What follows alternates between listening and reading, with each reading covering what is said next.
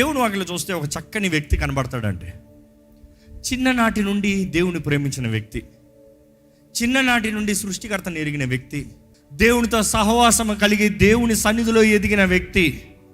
దేవుని సన్నిధి అనేటప్పుడు ఆలయంలో ఎదిగిన వ్యక్తి కాదు, కొండల మధ్య, గుహల మధ్య, చెట్ల మధ్య, ఎడారి మధ్య, unseen world, unseen life, but all alone.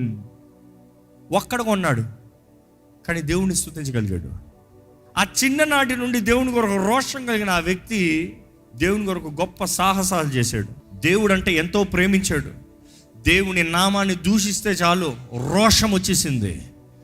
గొప్ప గొప్ప వారందరూ భయంతో పారిపోతూ ఉంటే ఈ యవనస్తుడైనా లేకపోతే బాలుడైనా లేకపోతే ఇన్ బిట్వీన్ ఉన్న ఆ బిడ్డ, సున్నతి లేని ఫిలిస్తీనుడు ఎవడు, నా జీవం కలిగిన దేవుని నామాన్ని దూషిస్తున్న వ్యక్తి ఎవడు, చంపి నరికి ఆకాశ పక్షులకి మాంసాలంగా పడేస్తాను నేను, అడవి జంతువులకి. రోషం కలిగిన వ్యక్తి, దేవుని ఎంతగానో ప్రేమించిన వ్యక్తి, దేవుని ద్వారా కోరుకోబడిన వ్యక్తి. దేవుని వాక్యంలో తెలియజేయబడుతుంది. దేవుడు అంటాడు, నా హృదయానుసారుడైన వ్యక్తి. ఎవరా వ్యక్తి? దావీదు జీవితంలో చూసినప్పుడు దేవుని కొరకు ఎంతో రోషం కలిగిన వ్యక్తి, దేవుని కొరకు ప్రాణాలు తెగించే వ్యక్తి. నేను చచ్చినా పర్వాలేదు, దేవుని కొరకు నేను పోరాడతానని ముందుకు యుద్ధంలోకి వెళ్ళిన వ్యక్తి. తన బాల్య దినమునందు దేవుని స్తుతిస్తూ, దేవుని గణపరుస్తూ, తన మధ్య వయసులో, తన పోరాటాల జీవితంలో దేవుడు ప్రేమించిన వ్యక్తే. కానీ ఎన్నో శ్రమలు కూడా వెళ్ళాడు, ఎన్నో అవమానాలు కూడా వెళ్ళాడు, ఎంతగానో బాధించబడ్డాడు. పక్కనున్న వారే ద్రోహం చేశారు ఆయనకి, ఎంతగానో అవమానపరుచుకుంటూ తప్పించుకుంటూ ఇంచుమించు 40 సంవత్సరాలకి రాజయ్యాడు. 16.5 yearsకి గులేతను చంపాడంట. 40 yearsకి రాజయ్యాడంట. ఎంతకాలం పోరాడాడు, ఎంతకాలం ఇంకా పోరాడాలి, ఎంతకాలము అనే పరీక్ష ఉంటే you have to keep fighting. After 40 years ఏమైంది? దావీదు జీవితంలో మొత్తంలో చూస్తే 2 మేజర్ తప్పులు చేశాడండి. వెంటనే మనం పరీక్షించుకోలేదు, మన జీవితంలో ఎన్ని తప్పులు ఉన్నాయి. మన జీవితాన్నే రాస్తే how many since, how many mistakes, how much guilt. దేవుని హృదయానుసారమైన వారిమి అని రాసుకున్న మనము, లేకపోతే దేవుని ప్రేమించే వారిమి అని రాసుకున్న మనము, దేవునికి ఎన్నిసార్లు ద్రోహం చేసామని రాసుకుంటే ఎన్నిసార్లు రాస్తాం? ఎందుకంటే ప్రేమించాము అని చెప్పిస్తున్నాము కదా, ప్రేమిస్తున్నాము అని చెప్తున్నాము కదా. ప్రేమ ద్రోహం చేస్తుందా? అలా ద్రోహం చేస్తే నిజంగానే ప్రేమ పోయిందని అర్థం. ప్రేమ చచ్చిపోయింది. ప్రేమ చచ్చిపోయింది కాబట్టి స్పందన లేదు, ద్రోహం చేసేటప్పుడు బాధ లేదు. ఈరోజు చాలామంది దేవుని ప్రేమిస్తున్నామని చెప్పుకుంటేనే పాపపు బ్రతుకుతూ దేవునికి ద్రోహం చేస్తున్నామండి. దేవుని వాక్యంలో చూస్తే దావీదు చేసిన మొదటి తప్పులో రికార్డెడ్లో you see the biggest sin. Uriah భార్య. ఈయన ఎలాగంట, అందరూ ఈ పోరాడాల్సిన సమయం, విశ్రాంతి సమయం కాదు, అది పోరాడే సమయం. ద సీజన్ ఆఫ్ బ్యాటిల్, కాలము సమయం ఉంది. విశ్రాంతి సమయంలో విశ్రాంతి తీసుకోవాలి, పోరాడాల్సిన సమయంలో పోరాడాలి. కానీ పోరాడాల్సిన సమయంలో ఈయన విశ్రాంతి తీసుకుంటూ అందరిని బయటికి పంపించాడు. పని చేయవలసిన సమయంలో పని చేయకపోతే దేవుడు ఆశీర్వదించాడండి. జాగ్రత్త, ఆశీర్వదించకపోతాం మాత్రమే కాదు కానీ శోధనలు వస్తాయి, అపవాది దాడి చేస్తాడన్న మాట మీకు తెలియజేస్తున్నాడు. ఇక్కడ ఈయన చూస్తే యుద్ధ సమయంలో, యుద్ధంలో ఉన్నప్పుడు ఈయన మాత్రం నిద్రపోతున్నాడంట. నిద్రపోయి లేచి సాయంత్రం ఓవర్కి ఏం జరుగుతుందా చూస్తున్నాడంట. ఏం జరుగుతుందా చూసినప్పుడు తన దాసుడు ఉరియా యుద్ధంలో ఉన్నాడు, తన భార్య స్నానం చేసుకుంటుందంట. It is not she seducing him, she is doing a regular routine. కానీ తను చూశాడంట. The first look is not the sin. ఎందుకంటే ఈ లోకంలో చాలా దృశ్యాలు మన ముందు పడతా ఉంటాయి. మొదటి చూపు చి అన్న రకం ఉండాలి. కానీ ఈరోజు చాలామంది we fall for the first looks, first traps, first temptation. దావీదు ఫస్ట్ లుక్లో పాపం చేయలే. తన తర్వాత పిలిపించి ఎవరు ఆ స్త్రీ అని అడిగించాడంట. ఎవరు ఆ స్త్రీ అని అడిగినప్పుడు, నీ దాసుడైన ఉరియా భార్య. ఏం చేయాలి? నీ దాసుడు అంటే నీ సహోదరుడయ్యా, నీతో పాటు పోరాడే వ్యక్తి అయ్యా, నీ కొరకు ప్రాణాలు తెగించిన వ్యక్తి అయ్యా, నీ కొరకు, నీ దేశం కొరకు మొత్తం ప్రాణాలు పెట్టి జీవితాన్ని అక్కడ ముందు పెట్టి పోరాడుతున్నాడయ్యా. ఏం చేయాలి? తప్పు. కానీ ఏమన్నాడు తెలుసా? రప్పించు, నేను అధికారంలో ఉన్న రాజుని, I can do what ever I want. Greedy, covetousness. మన దేహంతో జరిగించే అనేక తప్పులు, పాపాలు దేని బట్టి అంట? దురాశలు బట్టి అంట. మన హృదయంలో ఉన్న దురాశను బట్టే మన శోధనలు అంట. దేవుడు ఎవరిని శోధించాడంట? శోధనలు వస్తానికి కారణం ఏంటంటే మన హృదయంలో ఉన్న దురాశ, అధికమైన ఆశ, లేని ఫ్యాంటసీ. ఈరోజు చూడండి, మనుషులు చాలామంది ఫ్యాంటసీ లైఫ్, ఫ్యాంటసీ లివింగ్, లేని దాన్ని ఉన్నట్టుగా ఊహించుకుంటాం, కోరుకుంటాం, అతి ఆశలో ఫ్యాంటసీ. పిలిపించుకున్నాడంట, ఆయన ఇచ్చ కామము తీరేంత వరకు వాడుకుని పంపించాడంట. ఏం తెలియనట్టుగా మ్యాటర్ సెటిల్. తర్వాత వార్త వచ్చింది, తన గర్భవతి అని పంపించిందంట తన వార్త. అంటే there is a means of communication. ఎవరు పడితే వాళ్ళు రాజుతో కబురు పంపించచ్చా? ఆయన ఇంత ప్రైవేట్ విషయాలు పంపించచ్చా? అంటే ఎంత యాక్సెస్ ఉంటే he could have send the word to the king. He thought he knew all. ఉరియాని పిలిపించాడంట, యుద్ధంలో నుండి పిలిపించి తన భార్యతో సైనిస్తాన్ని పంపించాడంట. He said, how can I, నా వారు అక్కడ యుద్ధంలో ఉంటే నేను ఇక్కడ ఎలాగ ఇలాంటి కార్యం చేస్తాను? ఐఎమ్ మ్యాన్ ఆఫ్ ఇంటెగ్రిటీ, నాకు గౌరవం ఉంది. నా సొంత వారు, నా సహోదరులు పోరాడుతూ ఉంటే ఇటువంటి పని నేను ఎలా చేస్తాను? నా భార్య అయినా కూడా నేను ఎలాగెళ్తాను పడుకుంటానికి? I can't do that. తన సొంత భార్యతో పడుకుంటానికి తను సిద్ధపడలేదు, ఎందుకంటే తన సహోదరులు యుద్ధంలో ఉన్నారని. కానీ దేవుని హృదయానుసారమైన వ్యక్తి ఈయనకేమైంది? తన భార్య కాదు, తన సొత్తు కాదు, ఇంకొకటి భార్య అయినా కూడా తన కామం, హిస్ డిజైర్. ఈ మాట చెప్పేటప్పుడు మనం గ్రహించుకోవాలండి, మన జీవితంలో కూడా there are this two sides of battle. ఎంతోమంది జీవితాలు కూడా యుద్ధాల్లో ఉన్నారు, గ్రహించుకుంటలే. యు ఆర్ ఇన్ బ్యాటిల్స్, యుద్ధాల్లో ఉన్నారు, గ్రహించుకుంటలే. యుద్ధంలో ఉంటూ అపవాదిని పోరాడుతూ ఏమనుకుంటారంటే, ఈ ఒక్కటి పర్వాలేదులే, ఇది ఒక్కటి ఓకేలే, ఈ ఒక్క పాపం ఓకేలే, ఈ ఒక్క కీడు ఓకేలే. No no no no. అపవాది ఎప్పుడు ఒంటరిగా ఉన్నవాడిని చూసే కొడతాడంట, జాగ్రత్త. ఆలయంలో వచ్చి కొట్టాడు, ఒంటరిగా వెళ్తావు చూడు, అప్పుడు కొడతాడు. అది విశ్వాస పరీక్ష. చివరి ఉరియాని పిలిపించి మొత్తం మత్తెక్కించి, పోయా నీ భార్యతో పడుకోయా అంటే ఆయన ఫుల్గా తాగి వెళ్ళి గేట్ దగ్గర పడుకున్నాడంట. ఒరే ఇంటికి పోరా, నీ భార్య దగ్గర పోరా అంటే ఫుల్గా మత్తు తాగినోడికి ఎలా ఉంటుంది? నువ్వు నాకు ఏమన్నా ఎక్కించో, నా రోషం పోదు, నా మాట పోదు. ఈరోజు చాలామంది అంటారు, అందరు చెప్పి నాకు అలా చేశారండి, వాళ్ళు అలాగ మాట్లాడారండి, వారు నన్ను అలాగే ఇన్ఫ్లుయెన్స్ చేశారండి, వారు అలాగ నన్ను ప్రేరేపించారండి, వారు నన్ను రెచ్చగొట్టారండి, అందుకని వారు అన్నారు కాబట్టి నేను చేశానండి. If you are a man of a character and integrity, ఇంటెజా, దేవునికి కలిగిన రీతిగా, nobody's influence, it might go in you but it cannot change you. 2 సార్లు ప్రయత్నం చేశాడు, 3సారి ఏమన్నాడు తెలుసా? చంపేయండి అయ్యా ఆయన్ని. ఎవరికి తెలియదు ఈ మ్యాటర్, చంపేయి, నీకు వద్దా, నేనే తీసుకుంటాను నీ భార్యని. అదే చేశాడు. తన మ్యాటర్ సెటిల్. దేవుడు న్యాయవంతుడు, నమ్మేవారు మాత్రం బిగరగాలి చెప్పండి. ఆయన ఊరుకోడు. నువ్వు హృదయానుసారమైన వ్యక్తి అన్నంత మాత్రాన నువ్వు తప్పు చేస్తే తప్పు తప్పే. నిన్ను అభిషేకించి నిన్ను రాజుగా చేసి నా ప్రజలపైన నిన్ను అధిపతిగా నిర్మించిన తర్వాత నువ్వు తప్పు చేస్తే తప్పు తప్పే. నువ్వు ఎవరివన్నా నువ్వు ఏదైనా చెయ్యి, నువ్వు ఎన్నన్నా పోరాడు, ఎన్ని గుడియాతలన్నా చంపు, తప్పు చేస్తే తప్పు తప్పే. మనుషులకి ఎవరికి తెలియదు అనుకోవచ్చేమో, 4 గోడల మధ్య అయిపోయింది అనుకోవచ్చేమో.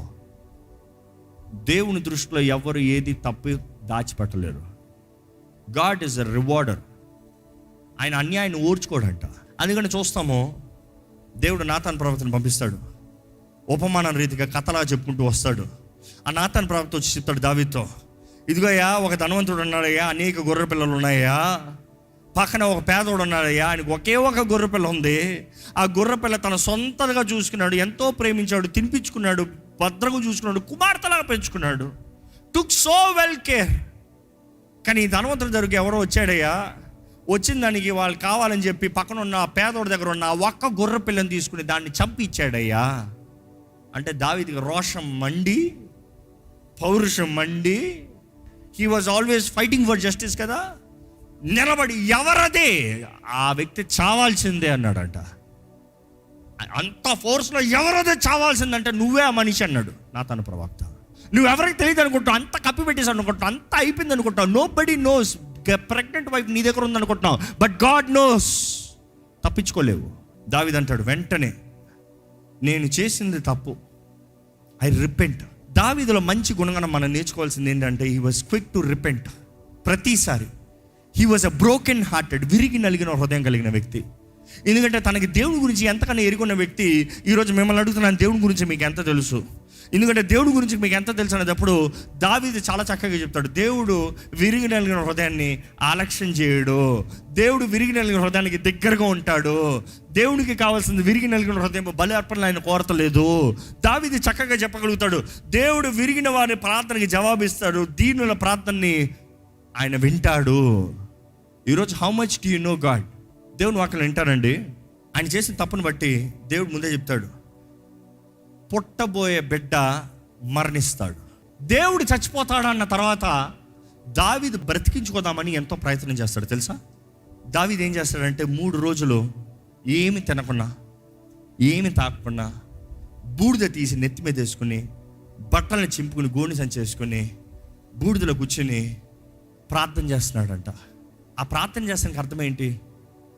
దేవుడు అన్నాడు ఆ బిడ్డ బ్రతకడు. దావీదు ఏం చేస్తున్నాడు? ఆ బిడ్డను బ్రతికించవా అని ప్రార్థన చేస్తున్నాడు. అంటే దావీదు విశ్వాసం ఎంత ఉందంటే, దేవా నువ్వు చంపుతానన్నా నువ్వు మనసు మార్చుకునే దేవుడివి, నీ కరుణించే దేవుడివి, నువ్వు కరుణ చూపించే దేవుడు, నీ గురించి నాకు బాగా తెలుసు. I'm pleading for your mercy. నేను చేసింది తప్పే, నేను చేసింది పాపమే, నేను చేసింది నీకు విరోధమైందే, but Lord please forgive me, I repent. ఈరోజు మీ జీవితంలో మీరు గతంలో తప్పులు చేసిన వారైతే మీరు నిజంగా పశ్చాత్తాపడ్డారా అని పరీక్షించుకోవాలండి. నిజమైన పశ్చాత్తాపం కలగనిదే మార్పు కలగదు. జీవితంలో స్టాగ్నెంట్ అయిపోతాయి. దావీదు విషయంలో చూస్తే ఆ బిడ్డ బ్రతికున్నంత కాలము బూడిదలో కూర్చుని మొరపెడతనే ఉన్నాడు. బిడ్డ చచ్చిపోయాడన్న వార్త తెలిసిన వెంటనే ఆ దాసులు కూడా వచ్చి చెప్పదలుచుకోలేదంట. ఎందుకంటే బ్రతుకున్నదప్పుడే ఇలాగ ఏడుస్తున్నాడు. చచ్చిపోయాడని తెలిస్తే ఆయన ఏమైనా హాని చేసుకుంటాడేమో. కానీ వారు కొసకొస మాట్లాడుతూ ఉంటే గ్రహించుకున్న దావీదు బిడ్డ చచ్చిపోయాడా అని అడిగాడంట. అవును చచ్చిపోయాడంటే వెళ్ళి స్నానం చేసుకుని శుభ్రంగా రెడీ అయ్యి వచ్చి తినడానికి ఏమైనా ఆహారం పెట్టండి అన్నాడంట. దాసులకు అర్థం కాలేదు, ఏంటి ఈ రాజా బిడ్డ బ్రతుకున్నదప్పుడేమో ఉపవాసం ఉండి ఏడుస్తున్నావు, చచ్చిపోయాడంటే ఏమో చక్కగా తయారయ్యి కూర్చుని అన్నం పెట్టమంటున్నావు. దావీదు చెప్తాడు బదులు ఏంటి తెలుసా? హూ నోస్, కరుణించే దేవుడు అవకాశం ఉన్నదప్పుడు బతిమలాడితే ఏమైనా దయ చూపిస్తాడేమో అని ఒక ఆశ ఉందని మనసులో పెట్టుకుంటాం కాదు, చేశా. ఆయన బ్రతులు అవ్వలేదా? ఆయన చిత్తమే, ఇట్ ఈస్ ఫైన్. కానీ దాని తర్వాత చూస్తే తాను చేసిన ప్రార్థనలను బట్టి దేవుడు కరుణించాడంట. మరలా బెత్షెబా దగ్గరికి వెళ్ళాడంట. They had another baby. You know who is that baby? King Solomon. ప్రపంచ చరిత్ర మొత్తంలో, రాజుల చరిత్రలో చూస్తే the greatest, the richest, the wisest king Solomon. దావీదు ఉన్నంతకాలం తన ధనవంతుడు, కానీ దావీదు కంటే అనేక రెట్లు ధనవంతుడు అయ్యాడు సోలొమోను. He was the richest king in the entire history. ఎందుకు? Whose weakness, whose mistake was he born? Whose choice was he? Promised child? No. Promised baby? Not at all. Lineage? No. How? Grace, mercy. కృప కనికరం దూరంగా. దావీదు తప్పు, దావీదు పాపం. ఈరోజు మన జీవితంలో ఎందుకు ఈ మాట తెలియజేస్తున్నాను, ఇంత దావీదు గురించి చెప్పానంటే, మన ఆశ ఒకటి ఉంటుంది, దేవా నేను నీ కొరకు ఉండాలి. కానీ మనమందరం మన జీవితంలో ఏదో ఒక తప్పులు చేస్తూ ఉంటాం, తప్పుడు నిర్ణయాలు, తప్పుడు కార్యాలు. అందుకని తప్పులు చేయమని నేను చెప్తలేదు, కానీ చేయకూడదని కార్యాలు చేస్తున్నామో అదే మన మనుషుడి జీవితము. కానీ మనకి కరుణను చూపించే దేవుడు, కరుణించే దేవుడు, కృప కనికరాలను ఇచ్చే దేవుడు ఉన్నాడని తెలియజేస్తున్నాను. ఎందుకంటే దావీదు వీక్నెస్ వాజ్ బెత్షెబా. అవునా? దావీదు బలహీనత బెత్షెబా. దావీదు చేసిన పాపం బెత్షెబాతో. బెత్షెబా ఉరియా భార్య. తన కోరి తెచ్చుకున్నాడు, తనతో పాపం చేశాడు. తనను బట్టి పాపం చేసి దేవునికి విరోధంగా తిరిగాడు. దేవుని కోపం రగులుకుంది. పశ్చాత్తాపడ్డాడు, పాపాన్ని విడిచిపెట్టాడు, పశ్చాత్తాపడ్డాడు. గెట్ దిస్ రైట్, తన బలహీనతని దేవుడు బలంగా మార్చాడు తెలుసా. మన బలహీనతలు దేవుడు బలంగా మారుస్తాడు తెలుసా? మీ తప్పుడు నిర్ణయాలను కూడా ఆయన మహిమ కొరకు మార్చగలిగిన దేవుడు ఉన్నాడు తెలుసా? మీరు చేసిన తప్పులు పొరపాటును కూడా ఆయన మహిమ కొరకు తీర్చగలిగిన దేవుడు ఉన్నాడు తెలుసా? ఈ విషయాన్ని నమ్మిన వారు మాత్రం బిగ్గరగలరు చెప్పండి. దావీదు విషయంలో చూస్తాం. దావీదు మొదటి తప్పు సొలొమోను. దావీదుకి ఎంతోమంది భార్యలు, ఎంతోమంది కలిగిన వారు ఉన్నారు. ఆయన కూడా ఎవరు రాలేదు. ఎందుకు సొలొమోను వచ్చాడు? Why it had to be his mistake the next king? సొలొమోను నుండే కదా యేసుప్రభు వచ్చాడు. సొలొమోను వంశం నుండే కదా యేసుప్రభు వచ్చాడు. దావీదు కుమారుడా అనేటప్పుడు it had to take through here కదా. Why? He was a mistake. Bathsheba was a mistake. అంటే దేవుడు బెత్షెబాని దావీదు భార్యగా అంగీకరించాడా? లేదు. అంటే నువ్వు తప్పు చేస్తే నీ తప్పును దేవుడు అంగీకరించి నీ తప్పు రైట్ అంటాడు అనుకుంటున్నావా? లేదు. కానీ నీ తప్పును కూడా ఆయన మహిమ కొరకు మేలుగా మార్చగలిగిన దేవుడు. నమ్మేవారు హల్లెలూయా చెప్తారా? ఎందుకంటే మత్తయి సువార్త 1:6 చూస్తే ఎవరు పెట్ట అన్నప్పుడు 4 స్త్రీల గురించి రాయబడి ఉంటుంది. అందులో 4 స్త్రీలు ఒక స్త్రీ ఎవరి పేరు రాయబడి ఉంటుంది అంటే బెత్షెబా దావీదు భార్య అని రాసి ఉండదు. దావీదు వంశం నుంచి వచ్చాడు యేసుప్రభు, దావీదు కుమారుడు. కానీ ఎవరి భార్య, ఎవరు బిడ్డ తెలుసా? తల్లి ఎవరు తెలుసా? ఉరియా భార్య అయిన బెత్షెబా అని రాయబడి ఉంటుంది. Just because you have committed sin, God has not approved you saying you are a wife of David. He's still calling you wife of Uriah. దేవుడు మార్చడు. ఉరియా భార్య అయిన బెత్షెబా. నువ్వు నీ ఎంత ఆశ తీసుకున్నంత దేవుడు కరుణ ఇచ్చాడంత మాత్రాన తప్పు రైట్ అయిపోతుంది. జాగ్రత్త. That is why I'm emphasizing so much. ఈరోజు కరుణించే దేవుడు అన్నదప్పుడు వీక్నెస్ బలంగా మార్చే దేవుడు అన్నదప్పుడు అంటే ఎట్లా పడితే అలా ఉండొచ్చు, దేవుడు అన్ని చేస్తాడని కాదు. You have to repent, leave, set right, come back to God, and there has to be an altar to pay back the price. ఈరోజు ఈ ఆలయంలో ఉన్న మీరు, మీ జీవితాలు దేవునికి అంగీకారంగా ఉన్నాయా? దేవునికి ఇష్టలుగా జీవిస్తున్నారా? దేవుని పాత్రలుగా నిలబడుతున్నారా? మీరు చేసిన తప్పులు తప్పే, తప్పు మారదు. కానీ తప్పుకి క్షమాపణ ఇచ్చిన దేవుడు ఉన్నాడు. మీ తప్పుని సరిదిద్ది అందులో మీరు చేసిన పొరపాటుల నుండి మీకు మహిమని, ఘనతని, దేవునికి అంగీకారమైన కార్యాలను చేయాలని దేవుడు ఆశపడుతున్నాడు. ఈరోజు మీ జీవితంలో మీరు తప్పు అనేది కూడా దేవుడు ముందుగానే ఎరుగున్నాడంట. ఆయన ముందుగా ఎరుగున్నాడు కాబట్టి ఆయన ఆ సిలువ పైన మన కొరకు ప్రాణాన్ని పెట్టి రక్తాన్ని చిందించి క్రయధనాన్ని చెల్లించాడు. If he never knew it then there is no redemption for you. ఆయన ఎరుగున్నాడు కాబట్టి ఆయన క్రయధనాన్ని చెల్లించాడు.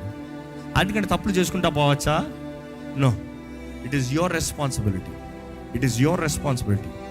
Serve faithfully, live faithfully, honor King, obey Him, surrender unto Him. ఆయన చేతుల్లో సమర్పించుకుందాం. ఆయన ఆత్మ ద్వారా నడిపించబడతాం. మన జీవితాలు నిజంగా మన జీవితాల దూరంగా ఆయన మహిమపరచబడాలని, మనల్ని చూసి మనుషులు దేవుని మహిమపరచాలని దేవుడు ఆశపడుతున్నాడు. Can you be the one? అయితే తల నుంచి ఒకసారి ఒక చిన్న ప్రార్థన చేయండి. జీవితంలో ఏంటి ఆ గాయాలు, ఏంటి ఆ దెబ్బలు, ఏంటి ఆ పొరపాట్లు? What is that you so wish? I wish I can go back and finish. I wish I can go back and change things. You don't have to change anything. You have a God who can change everything in the future for the results for you. All for good. All for good. సమస్త కీడును మేలుగా మార్చే దేవుడు అంట. ఆయన ఘనమైన కార్యాలను జరిగించే దేవుడు. ఈ సమయంలో, ఈ ప్రార్థనలలో మీరు ఒక్కసారి మీ జీవితాన్ని ఆయన చేతుల్లో సమర్పించుకుని ఒక్కసారి యథార్థంగా మీరు ప్రార్థన చేయగలిగితే దేవుడు కార్యాన్ని జరిగిస్తానికి సిద్ధంగా ఉన్నాడండి. ఈరోజు మీరు కృంగిన పరిస్థితుల్లో, చేతకాని పరిస్థితుల్లో, వేదన పరిస్థితులు ఇక్కడ ఉన్నారేమో, లేకపోతే ఇంకా ఏమాత్రం నిరీక్షణ లేని పరిస్థితులు ఇక్కడ ఉన్నారేమో. ప్రభు నామములో మీకు తెలియజేస్తున్నామండి, నమ్మదగిన దేవుడు ఉన్నాడు. మన కొరకు ప్రాణం పెట్టి మనకి క్రయధనాన్ని చెల్లించి మనల్ని విడిపించి ఆయన నిత్య జీవనంలో ఆయన రాజవారసులుగా చేసుకోవాలని ఆశపడే దేవుడు ఉన్నాడు. ఏ ఒక్కరు నశించడానికి ఇష్టం లేదంటే. You have messed your life, that's fine. We all mess our lives. We all mess our lives. We all mess our lives. We all make mistakes. But there is a God who will fix every problem.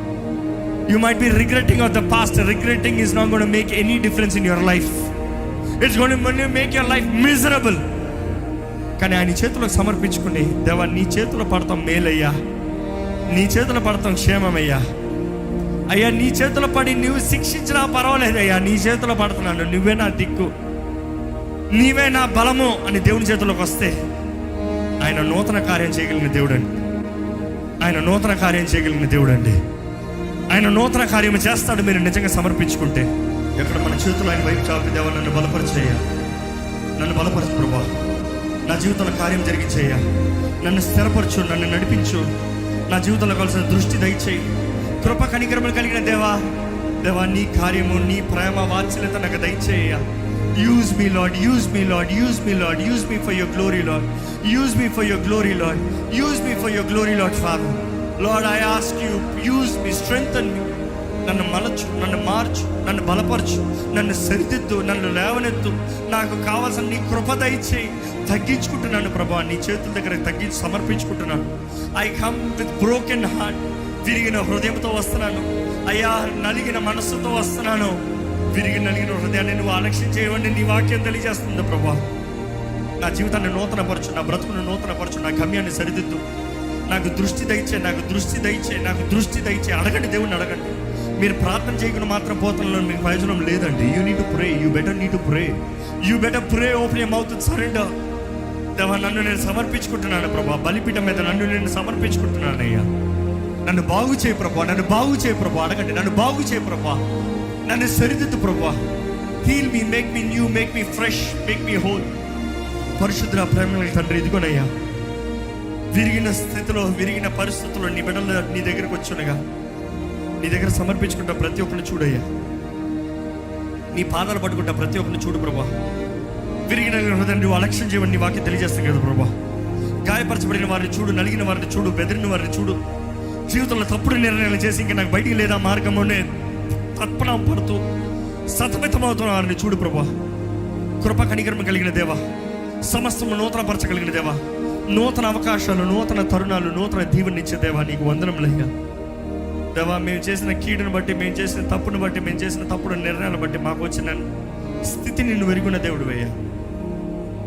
కానీ ప్రభా, నువ్వు కరుణను చూపించే దేవుడు, నువ్వు దీర్ఘ శాంతవంతుడు అయ్యా, నువ్వు దయాళుడు అయ్యా, నువ్వు మంచి దేవుడు అయ్యా, సమస్తము నూతనంగా మార్చగలిగిన దేవుడు ప్రభా. నీ ప్రజలను ఒక్కసారి దర్శించాయి. స్వార్థ బ్రతుకు, స్వార్థ జీవితము, స్వార్థ కార్యాలు కాకుండా దేవా, నీ చిత్తము నెరవేర్తానికి, నీ చిత్తానికి సమర్పించుకోవడానికి, నీ చిత్తంలో జీవిస్తానికి, వారి జీవితాన్ని నిర్ణయిస్తానికి సహాయం చేయ ప్రభా. ప్రభా ఒక్కసారి నీ గాయపడిన హస్తంతో విరిగిన ప్రతి హృదయాన్ని ముట్టు ప్రభా. గాయాన్ని మానిపేది నీవేనయ్యా, స్వస్థపరిచే దేవుడు నీవేనయ్యా. దేవా ఒక్కసారి నీ బిడ్డల జీవితాన్ని దర్శించు. ఈరోజు ఇక్కడ ఉన్న ప్రతి గాయపరచబడిన హృదయాన్ని చూడు. బాగు చేసే దేవుడు నీవే, భద్రపరిచే దేవుడు నీవే, వర్ధలింపజేసే దేవుడు నీవే, ఫలింపజేసే దేవుడు నీవే, నిలబెట్టే దేవుడు నీవేనయ్యా. I ask you lord for your grace, for your favour. గుండె చెదరిన వారిని చూడు, మనుషుల ద్వారా అవమానపరచబడిన వారిని చూడయ్యా. తప్పుల ద్వారా కృంగదీయబడి, అపవాది ద్వారా బంధించబడిన వారిని చూడు ప్రభా. బంధకాల్లో నివసిస్తే ఇంకా ఇదే నా జీవితం అని జీవిస్తున్న వారిని చూడు ప్రభా. దేవా, అపవాది ఎవరినెవరినైతే బంధించి పెట్టాడు, అపవాది ఎవరినెవరినైతే గాయపరుస్తున్నాడు, అపవాది ఎవరినెవరికైతే అబద్ధాల ద్వారంగా అయ్యా వారి మనసుల్ని, వారి జీవితాలని, వారి కుటుంబాలని, వారికి కలిగిన సమస్తాన్ని బంధించి పెట్టాడు, ఈ సమయం నీ వాక్య శక్తి ద్వారంగా దేవా, నీ వాక్యములను నువ్వు ప్రకటించిన రీతిగా through your word you send deliverance lord. దేవా, నీ ప్రజలకి నీ వాక్కు ద్వారంగా నిరీక్షణ, ధైర్యము, స్వేచ్ఛ కలగాలని వేడుకుంటాను. బంధించబడిన వారు ఉంటే నజరేయుడైన యేసు నామములో విడుదల కలుగునుగా కానీ ప్రకటిస్తున్నాము ప్రభా. నీ బిడ్డలు చూడయ్యా, నీ బిడ్డలు చూడు ప్రభా. ఈరోజు నీవు మాట్లాడుతున్నావయ్యా, నీ ఆత్మ నియమం చొప్పున జీవించమంటున్నావు, నీ ఆత్మ సహాయంతో బ్రతకమంటున్నావు, నీ ఆత్మ తోడు దయచి విత్తన వాక్యాన్ని ముద్రించి ఫలింపజేయ ప్రభా. నీ బిడ్డలు ఎలాంటి వారు ఉన్నారు, ఎలాంటి స్థితిలో నన్ను వెరిగిన దేవుడు. అనారోగ్యంలో ఉంటే ముట్టి స్వస్థపరిచేయ, బాధ వేదనలు ఉంటే దుఃఖంలో ఆనందంలో మార్చేయ దుఃఖాన్ని. అయ్యా, ఓటములో ఉన్న జీవితాలను చూడు ప్రభా, జయాన్ని అనుగ్రహించు ప్రభా. నీ ద్వారా సమస్తము సాధ్యం. నీ బిడ్డల జీవితంలో నీ కార్యాన్ని జరిగించు. నీ బిడ్డలు నీ సన్నిధిలో ఏదైతే ప్రార్థిస్తున్నారో వారి ప్రార్థనకి జవాబు తెచ్చి మా తలని హెచ్చించి దేవుడు నీవే. మా పట్ల మేలు చేసే దేవుడు నీవే, మాకు జయాన్నిచ్చే దేవుడు నీవే. నీ చిత్తము మాత్రమే మా జీవితంలో జరగాలని వేడుకుంటూ మా జీవితాన్ని నీ చేతుల్లో సమర్పించుకున్న ప్రతి ఒక్కరిని బలపరిచి దీవించి ఆశీర్వదించమని నజరేయుడైన యేసు నామములో అడిగి వేడుచున్నాం తండ్రి, ఆమేన్.